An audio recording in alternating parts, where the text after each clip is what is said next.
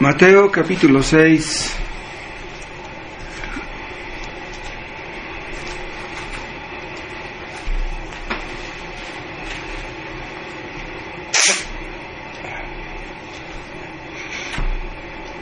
Mateo 6:12.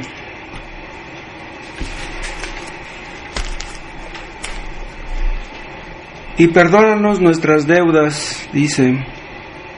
Esta es una parte del Padre Nuestro.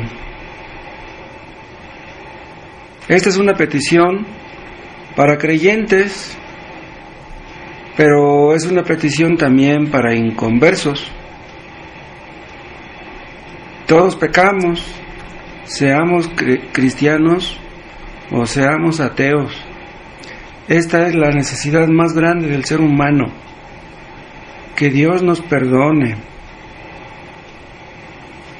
Muchos piensan que necesitan una pareja, que necesitan dinero, una casa, un carro,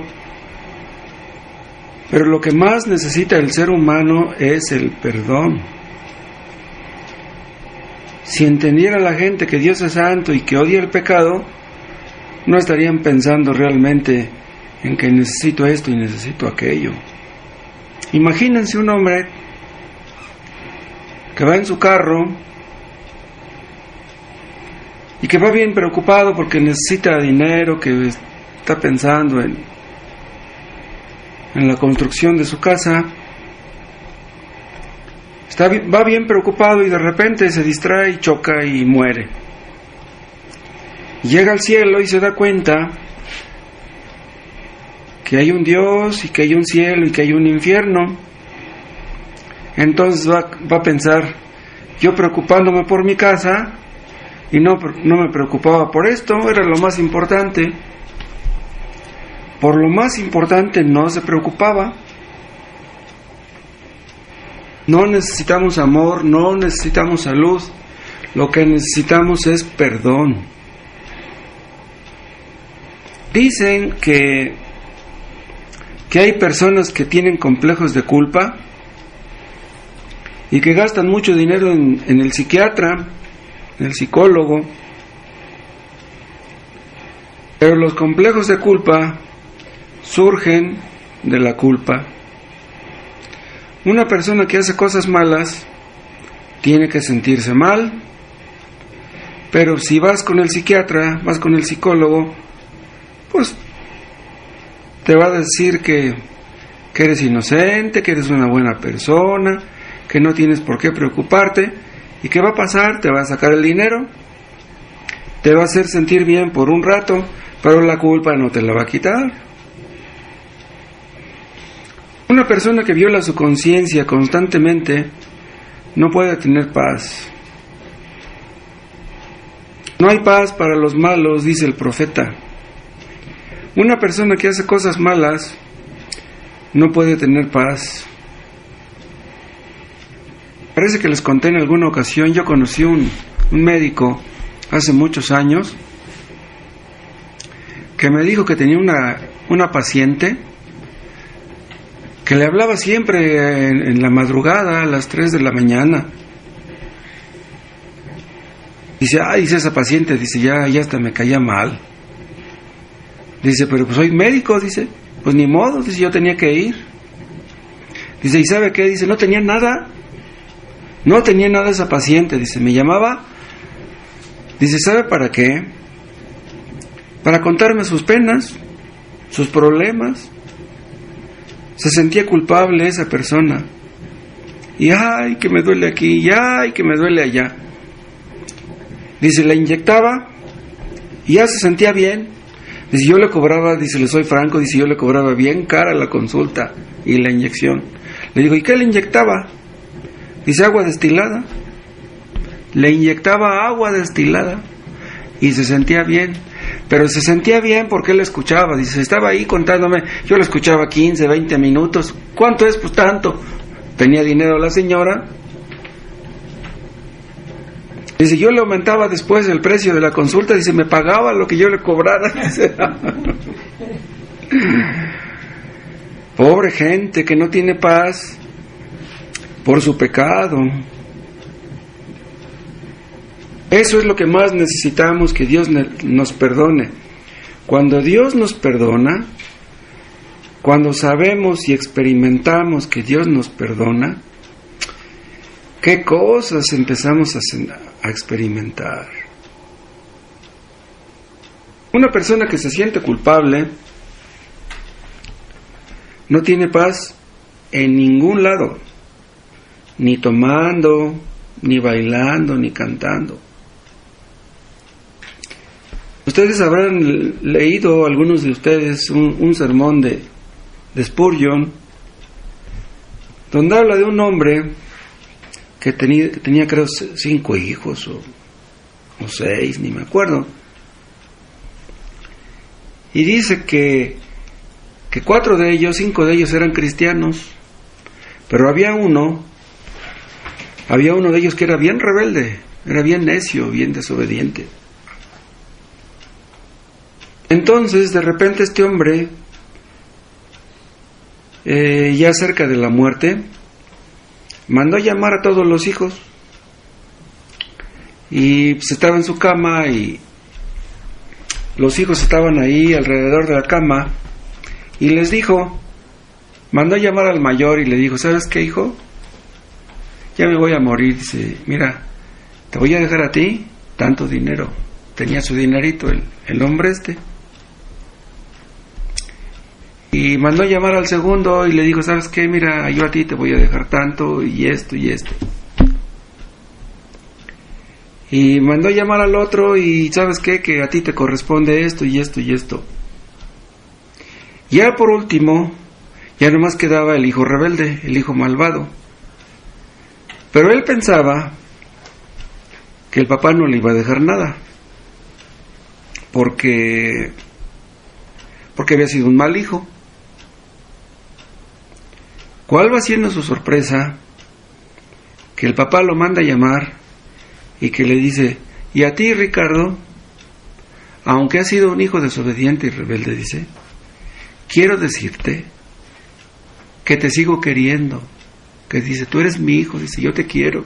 Dice, y a ti te dejo esto. Y dice que el peso dice, no puede ser, dice, no puede ser que a pesar de que he sido un mal hijo, mi papá me está dejando una herencia igual que la de mis hermanos. Dice, no puedo creerlo.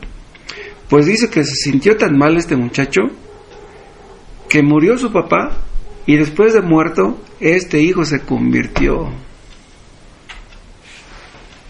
Dice que el hecho de que su padre le dijera delante de todos que lo seguía queriendo y que le dejaba su herencia también, dice que eso rompió su corazón y le pidió perdón a Dios, y que después dijo, dice, ¿cuánto daría yo? Dice, por volver a tener otra vez a mi padre, dice, pero pues ya se murió. Saberse perdonado ablandó su duro corazón. Por naturaleza todos tenemos el corazón duro. Y cuando llegamos a ver nuestro pecado y le pedimos a Dios que nos perdone y nos perdona, eso cambia todo. Y durante muchos años, ustedes saben, yo fui ateo. Yo me burlaba de Dios, me burlaba de los cristianos. Yo menospreciaba la Biblia. Yo nunca había leído la Biblia. Pero hubo un día que Dios me llamó leyendo la Biblia. La primera vez que yo leí la Biblia me espanté. Yo no daba crédito a lo que estaba leyendo. Entendí que la Biblia era un libro diferente a todos. Yo antes había leído muchos libros, pero la Biblia nunca la había leído. La primera vez que yo leí la Biblia, la estuve leyendo como media hora, no sé. Pues me impactó tanto lo que leí, que cerré la Biblia, estaba yo sentado leyendo, y una idea me cruzó por la mente y dije, yo he dicho que Dios no existe, pero si existe yo estoy en problemas. ¿de dónde salió ese pensamiento? Y a partir de ahí empecé a leer la Biblia, y los demás libros que tenía ya ni me llamaban la atención. Dios mismo me hizo ver, me hizo sentir que la Biblia era la palabra de Dios, que no era un libro común y corriente. Y le pedí perdón a Dios por aquellas fechas, y todo empezó a ser diferente. Yo cuando era muchacho, pues yo era católico, yo le pedía perdón al sacerdote. Cuando el sacerdote me decía que yo estaba perdonado, yo me sentía bien, pero me sentía bien por un rato, porque pues el sacerdote me mentía. Me decía que yo era perdonado, pero pues, ¿quién era él para decirme que yo era perdonado? Yo me seguía sintiendo mal porque pues yo seguía pecando. Una persona que no deja el pecado no puede sentirse bien. Una persona puede sentirse perdonada cuando empieza a dejar el pecado y no antes. Los inconversos necesitan el perdón judicial. Los cristianos necesitamos el perdón paternal. Los inconversos necesitan el perdón judicial, es el perdón de un juez. Nosotros necesitamos el perdón paternal porque Él es nuestro Padre. Cuando los cristianos pecamos, ofendemos a nuestro Padre Celestial. Los que no son cristianos necesitan el perdón de un juez. Dios no es su Padre, Dios es su juez. Pero todos pecamos, cristianos o no cristianos. Los cristianos, cuando pecamos, no nos sentimos bien. Sentimos que le hemos fallado a nuestro Padre Celestial. Y hay veces que ni ganas nos dan de orar. Nos sentimos tan mal porque hemos ofendido a Dios, como que no tenemos cara para presentarnos delante de Él. Pero eso no lo pueden sentir los inconversos. Los inconversos pecan, ya están acostumbrados a pecar y pues tienen una conciencia cauterizada, y los que no la tienen, de todos modos, ¿con qué cara se acercan a Dios? El pecado es una deuda. Por eso dice lo que leímos, perdónanos nuestras deudas. Pero, ¿cómo podemos pagar esa deuda? Si yo he acumulado pecados y no me siento bien por mis pecados, le voy a decir a Dios, oye Dios, mira, tengo tanto en mi alcancía, te doy ese dinero y ¿me perdonas? No hay dinero que valga delante de Dios. Él es el dueño de todo el dinero. Él es mi dueño. Él es el dueño de todo y de todos. Entonces, ¿cómo le vamos a pagar esa deuda? Un inconverso no puede ver el pecado como debe verlo. En aquel tiempo, parece que les conté en una ocasión, cuando yo tomaba, yo hice un juramento ahí en la basílica. Le juré a la Virgen que no iba a tomar un año. Y no sé cómo le hice, pero me aguanté. Cumplí mi juramento.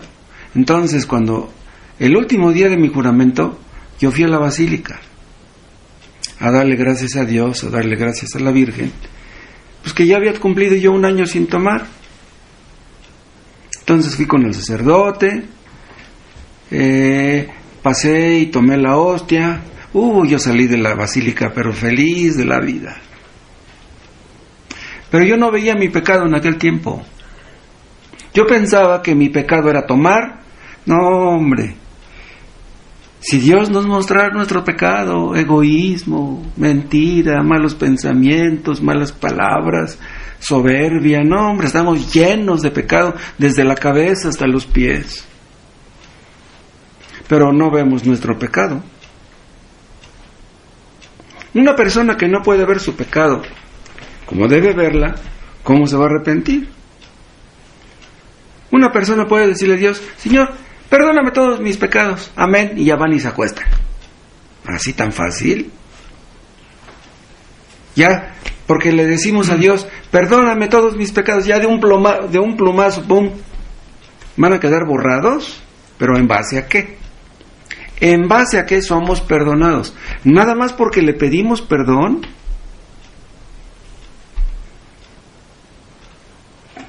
¿Qué es lo que separa a los hombres de Dios? Dice el profeta Isaías que hay un muro entre Dios y nosotros. Hay un muro alto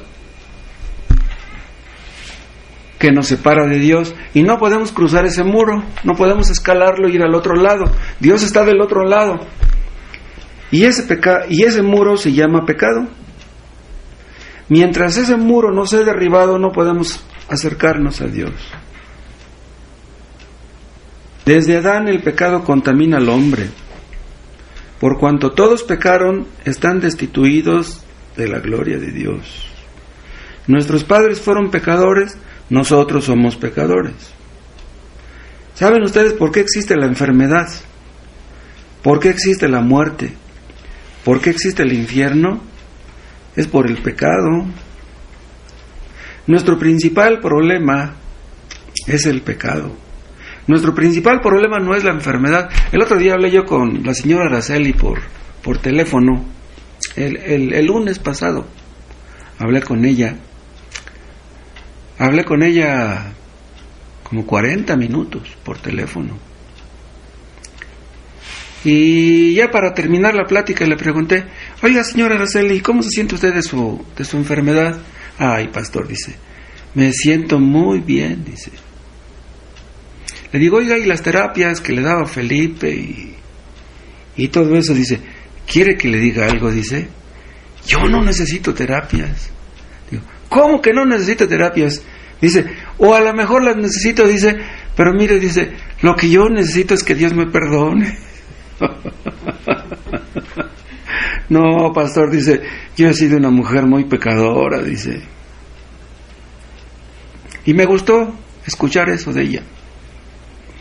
Hasta en ese momento me puse a pensar, ¿será posible que la señora Araceli ya es una cristiana? Y pensé, si la señora Araceli es convertida y ella es una cristiana de veras, no, hombre, lo que va a pasar con don Arnulfo y con Carlos y con Venancio y con Araceli y con Adriana, no, hombre. Y pues ella tiene la razón. Su principal problema no es su enfermedad. Dice, ¿quiere que le diga algo, hermano? Dice, con esta enfermedad Dios me humilló, dice, me derribó al suelo. Dice, ahí tirada yo en el suelo, dice, sin poder caminar, le dije, Padre, perdóname. Pues si hemos de llegar a estar en el suelo para que le pidamos perdón, qué bueno que nos ponga en el suelo. Es que la verdad estamos llenos de soberbia. No, pues con dinero y con salud, no, pues yo las puedo. ¿Yo para qué necesito de Dios? ¿Saben ustedes qué es lo que hace el pecado? Destruye las relaciones entre el esposo y la esposa. Cuando no hay una buena relación entre el esposo y la esposa, los hijos son afectados. Pleitos, discusiones, malas palabras, egoísmo, tacañería, y los hijos sufren las consecuencias. El pecado destruye a los hijos. El pecado domina la mente de los hombres. El pecado domina la voluntad. El pecado domina las emociones, los afectos. Una persona que vive en el pecado, ¿qué es lo que ama? El pecado. ¿Cómo vas a amar a Dios y al pecado al mismo tiempo? No se puede. O amas a Dios o amas al pecado. Si amas a Dios, le vas a dar las espaldas al pecado. Y si amas a Dios, entonces vas a sentir la presencia de Dios. ¿Saben qué es lo que hace el pecado? Que pone a los hombres bajo el control de Satanás. Satanás dice, este es mi hijo, este es de los míos. El pecado pone a los hombres bajo la ira divina. Dios no se puede complacer de un hombre que anda en pecado, de una mujer. El pecado somete a los hombres a la miseria espiritual. Imagínense una mujer que se dedica a la prostitución, se arregla, se pinta, se adorna, se pone sus aretes, su collar, va al salón de belleza y se para en la esquina a ofrecer sus servicios. Por fuera se ve muy bonita, pero ¿cómo estará por dentro? ¡Wow! ¿Cuánto pecado puede caber en una persona? Y estoy citando el caso de una prostituta, pero pues no necesita una mujer ser una prostituta para ser pecadora. Y hay personas que el pecado les conduce no a la miseria espiritual, a la miseria material también. Yo conozco un carpintero allí cerca de donde estamos, en Ciudad Neza, que me contó, ¿qué creen? Dice, ¿quiere que le diga algo? Dice, yo llegué a ganar en un día, no, en una semana. Dice, yo llegué a ganar en una semana, dice, 60,000 pesos. ¿Cuánto era al mes? No, dice, yo tenía 3 camionetas, dice, yo tenía un montón de clientes que me compraban muchos muebles. Dice, no, pues yo tenía una mujer y tenía otra y me metía con otra. Dice, ¿pero qué cree? Dice, que de repente, dice, me empezó la mala suerte y me fui para abajo. Dice, tenía 3 casas, dice, ¿sabe cuántas tengo ahora? Dice, ni una. Dice, tenía 3 camionetas, dice, y mire, la que tengo ahora, una carcachita nomás. Y de todas las mujeres que tenía, dice, ahora no tengo ninguna. Y de tantos hijos que tuve, dice, mire, ese es el único que tengo ahora, el único que me queda aquí conmigo. Dije, qué bárbaro. ¿Pero qué creen? Que eres testigo de Jehová. Dije, híjole. Dios le dio una lección, Dios lo humilló y ahora está peor que antes. Los testigos de Jehová, ¿cómo engañan a la gente? Les hacen creer que ya son buenos porque van de casa en casa, cierra su negocio, cierra su carpintería, para ir, dizque, a evangelizar, pero ellos no evangelizan, ni saben qué es el evangelio. Ahora está en la miseria moral, está en la miseria material y está en la miseria espiritual también este hombre. ¿De qué le sirve la humillación? De nada. Dios aborrece el pecado. El pecado deshonra la santidad de Dios. Dios es santo. Y es una deshonra para nosotros, es una vergüenza. El pecado destruye todas las relaciones. El pecado es una violación de la santa ley de Dios. Somos criaturas, Dios nos creó. Le debemos obediencia a nuestro Creador. Pero ¿qué pasa si no le obedecemos? Contraemos la deuda del castigo. Dios no puede estar satisfecho, Dios no puede estar complacido con una persona que vive en pecado. Todos necesitamos el perdón de Dios. Desgraciadamente no todos lo reconocemos. Antes de que fuéramos convertidos, la necesidad más grande era la del perdón, pero ni por aquí lo sospechábamos. Pero ¿qué pasó? Que un día Dios nos humilló, nos hizo ver nuestra realidad y le pedimos perdón a Dios. Y cuando entendimos que Dios nos perdonaba, no dábamos crédito a eso. ¿Será posible? ¿Será posible que Cristo pagó en la cruz por mis pecados? Cuando llegamos a entender que Dios nos perdona, no podemos creerlo de veras. Cuando entendemos que Dios nos perdona, ya nada puede ser igual. Si Dios nos perdona, ¿yo no puedo perdonar a los demás? ¿Será posible que ya Dios me perdonó y yo no puedo perdonar a mi esposa? ¿No puedo perdonar a mis hijos? ¿No puedo perdonar a las personas que me ofenden? Si hemos recibido misericordia, tenemos que ser misericordiosos. Si Dios ha tenido paciencia con nosotros, tenemos que ser pacientes con los que nos rodean. Dios no es el Padre de los inconversos. Dios es el Padre de los cristianos, nada más. Pero después de que somos convertidos, ¿ya no pecamos? Sí, todavía pecamos, desgraciadamente. Pero cuando pecamos, Dios no deja de ser nuestro Padre. Entonces necesitamos el perdón paternal. Le decimos: Padre, perdóname. Y Dios nos vuelve a perdonar. Los cristianos le pedimos perdón a Dios todos los días. Le pedimos perdón en el momento que pecamos, le pedimos perdón, y ya en la noche antes de acostarnos, otra vez le pedimos perdón. Yo tengo 5 hijos. Si tuviera un hijo pequeño y me ofendiera, o me desobedeciera, o hiciera tomar algo ajeno, etcétera, y yo me doy cuenta, ¿qué voy a hacer? Lo voy a disciplinar. ¿Sabes qué, hijo? Pues te mereces tus nalgadas porque pues lo que hiciste estuvo mal. Le doy sus nalgadas. A mí me duele que mi hijo sea desobediente, me duele que mi hijo sea rebelde. Le doy su nalgada, pero deja de ser mi hijo. No deja de ser mi hijo. Los que somos cristianos somos hijos de Dios, pues aunque pequemos, no dejamos de ser hijos de Dios. ¡Wow! Es increíble eso. Si yo le doy una orden a mi hijo y me dice: no, yo no voy, que mande usted a mi hermano fulano.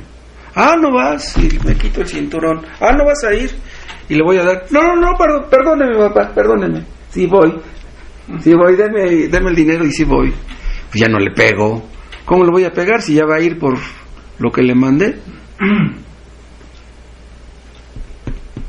Vean Juan capítulo 13.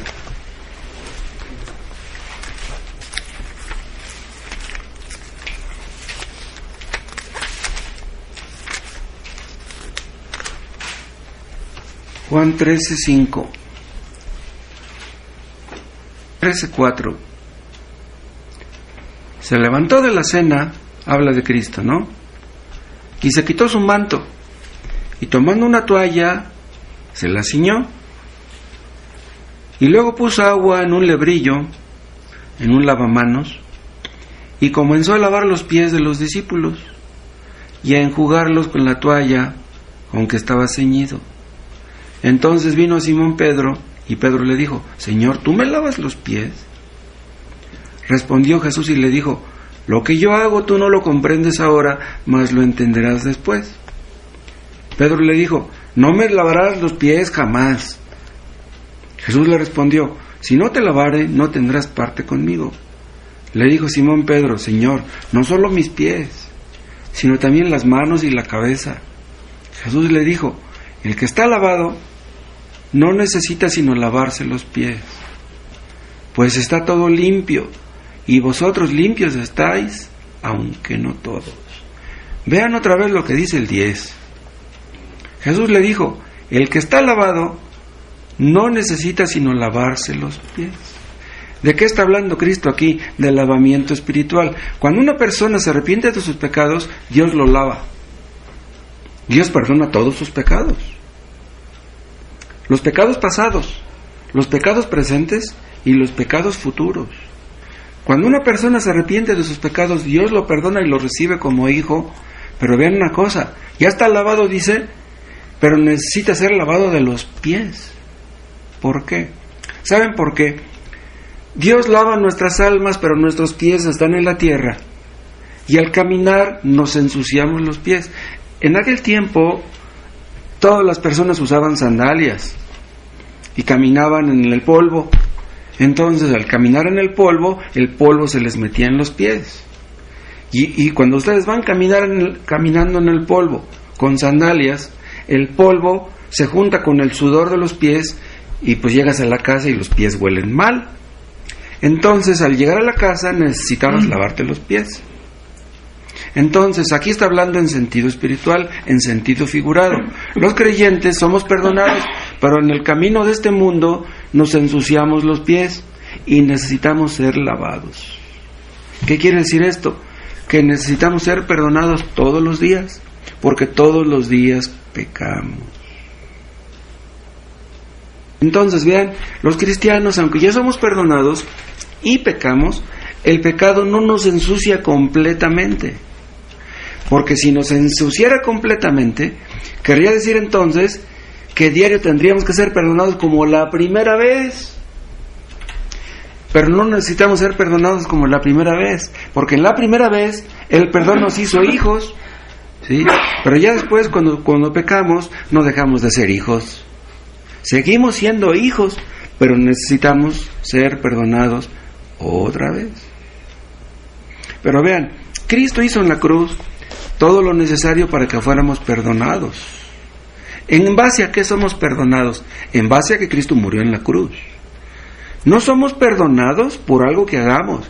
Oye, Señor, ya fui a misa, ya di 50 pesos de limosna, ¿no me vas a perdonar? No somos perdonados por la limosna. Señor, mira, compré una veladora, compré unas flores, ¿no me vas a perdonar? No somos perdonados por las flores ni por las veladoras. Somos perdonados por lo que Cristo hizo en la cruz.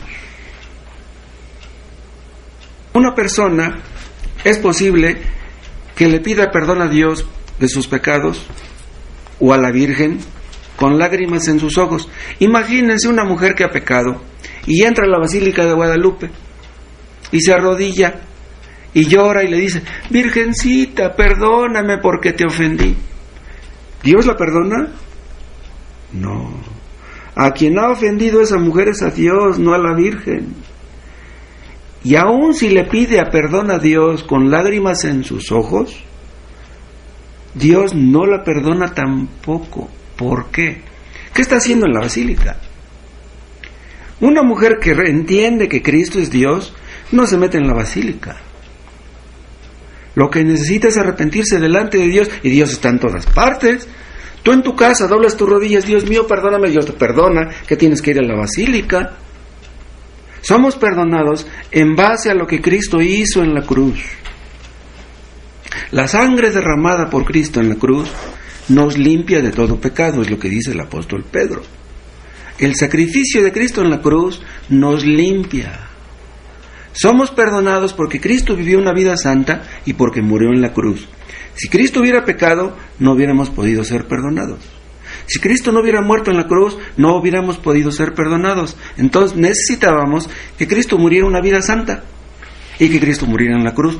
Las dos cosas. Imagínense que yo fuera con un hombre muy santo, que yo pequé, y voy con un hombre muy santo.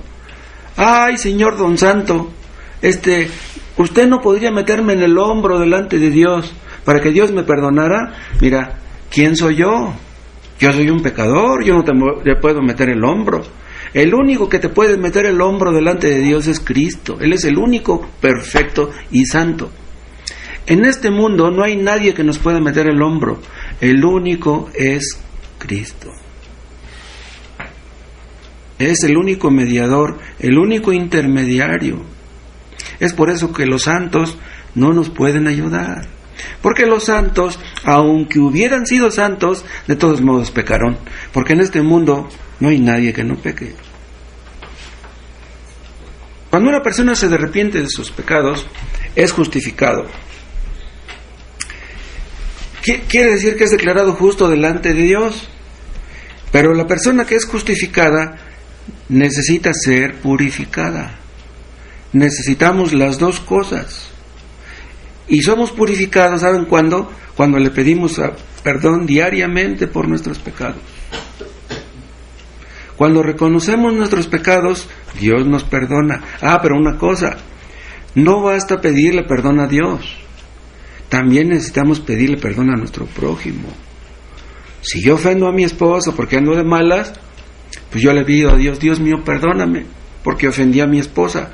Dios me perdona, pero tengo que ir con mi esposa y decirle: viejita, perdóname, andaba de malas y te ofendí. Entonces ya mi esposa me perdona, entonces ya soy perdonado por de arriba y soy perdonado de abajo. Es increíble que Dios nos perdone. Pero vean una cosa, si yo ando de malas y ofendo a mi esposa y voy y le pido perdón, la abrazo y pues nos ponemos a llorar los dos, ella me perdona. Entonces, si mi esposa me perdona, ¿será posible que Dios no me perdone?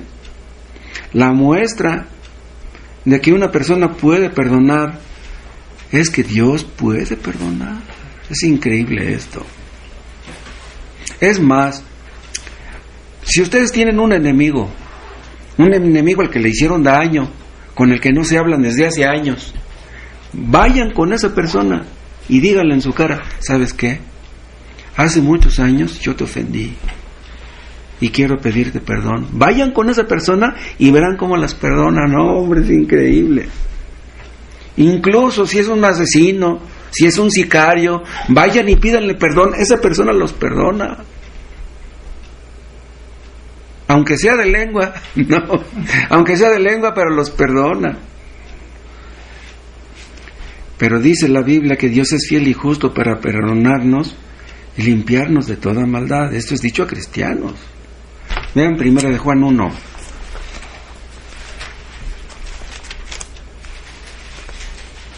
Primera de Juan, capítulo 1,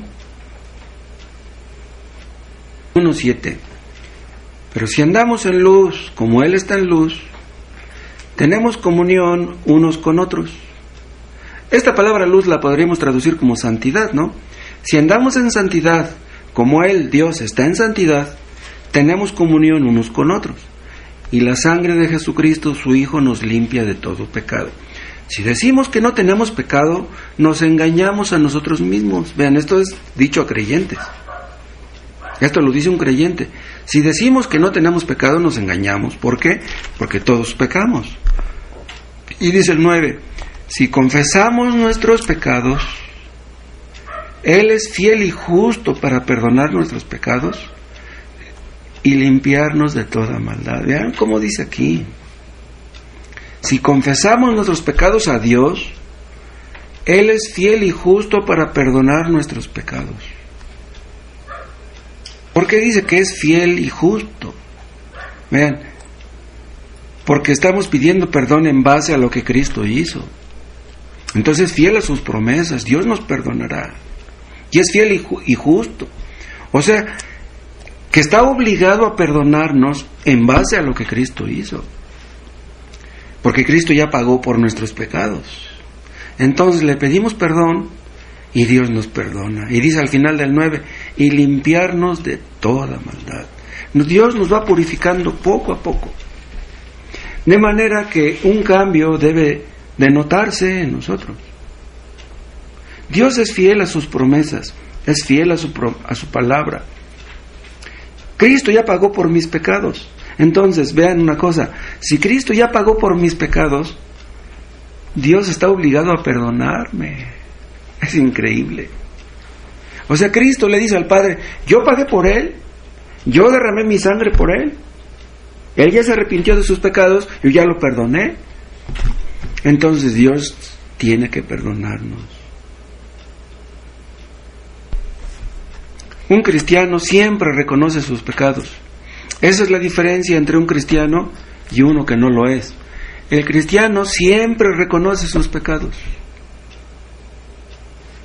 ¿Cómo vamos a ponernos a discutir con una persona que se nos acerca y que nos dice, oye, que tú, que me debes y que quién sabe qué? Sí, pues te debo, discúlpame, no tengo dinero para pagar. Espérame para mañana, espérame para pasado. Un cristiano, ¿cómo va a contestar? Sí, no te he pagado y ni te voy a pagar. ¿Cómo? ¿Cómo un cristiano va a contestar de esa manera? Hay unos que dicen, no, y no te voy a pagar y hazlo como quieras. Pues esa persona no es cristiana. Un cristiano reconoce sus deudas, reconoce sus errores y pide perdón y sale adelante. ¿Y saben qué pasa si no le pedimos perdón a Dios? Nuestra relación con Dios es afectada. No, Dios no deja de ser nuestro Padre, pero ¿con qué cara nos acercamos a Él a pedirle algo, cualquier cosa, si no nos hemos arrepentido de algo? Tenemos que arrepentirnos todos los días. Y cuando entendemos que Dios nos perdona, cada vez que le pedimos perdón, pues crecemos en amor, crecemos en fe, crecemos en gratitud crecemos en nuestra vida espiritual, en nuestra relación con Dios. Hay personas que van al culto, pero que no son salvas. Personas que creen que son salvas porque van al culto, porque dan una ofrenda, porque leen la Biblia en ocasiones y cosas así, pero que no dejan su pecado. Una persona que no deja su pecado no es cristiana. Yo me acabo de enterar de un hombre, si pueden ustedes creerlo, que tiene años asistiendo a una iglesia bautista y que le gustan mucho los cantos. Él piensa que es cristiano y me acabo de enterar, ¿saben de qué? Que tiene 2 mujeres. Digo, ¿cómo es posible que una persona piense que es cristiana y que tenga 2 mujeres? No, hombre. No. Esa persona, imagínenselo en la noche que le dice a Dios: Señor, perdóname porque tengo 2 mujeres. Amén. Híjole. Cuando nosotros nos acercamos a orar, nos acercamos a un Dios que es muy santo.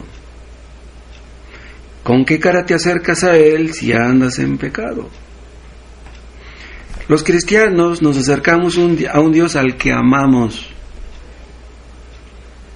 Esas personas se acercan a Dios, ¿saben por qué? Por miedo. No nos acercamos a Dios por miedo. Sí, le tenemos temor, pero no es eso lo que nos motiva a acercarnos a Él en oración. Nos acercamos a Él porque le amamos, porque ya nos perdonó. Que Dios nos ayude. Te damos gracias, Padre, porque tú eres bueno.